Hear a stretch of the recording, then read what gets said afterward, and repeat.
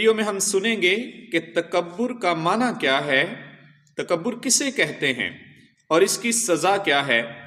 تو یہ بات سمجھنے کے لیے ہم اللہ کے پاک نبی صلی اللہ علیہ وسلم کی پیاری حدیث سنیں گے، جس میں ان سوالوں کے جواب موجود ہیں کہ تکبر کی سزا کیا ہے اور تکبر کہتے کسے ہیں اصل میں۔ تو آئیے اللہ کے پاک نبی کی حدیث سنتے ہیں۔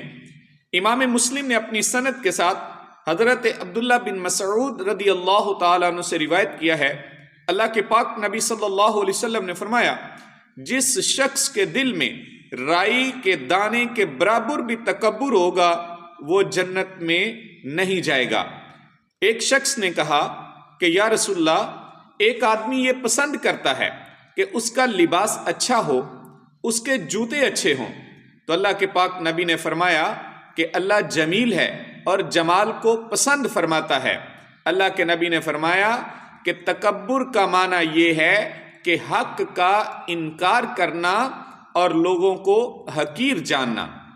لہٰذا اگر کوئی اچھے کپڑے پہنے، اچھا جوتا پہنے، بن ٹھن کے رہے، اس کا معنی نہیں کہ اس میں تکبر ہے۔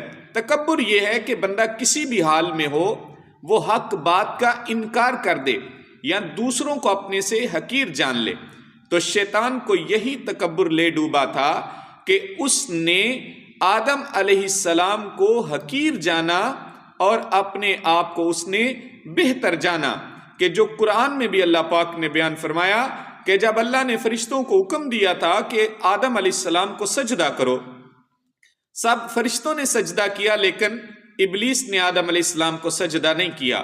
تو اللہ پاک نے جب اس سے پوچھا کہ تم نے سجدہ کیوں نہیں کیا، جس کو اللہ پاک نے سورۃ الصاد آیت نمبر 74-75 میں بیان فرمایا، اللہ پاک نے فرمایا کہ اے ابلیس، تجھے اس کو سجدہ کرنے سے کس چیز نے روکا کہ جس کو میں نے اپنے ہاتھوں سے بنایا؟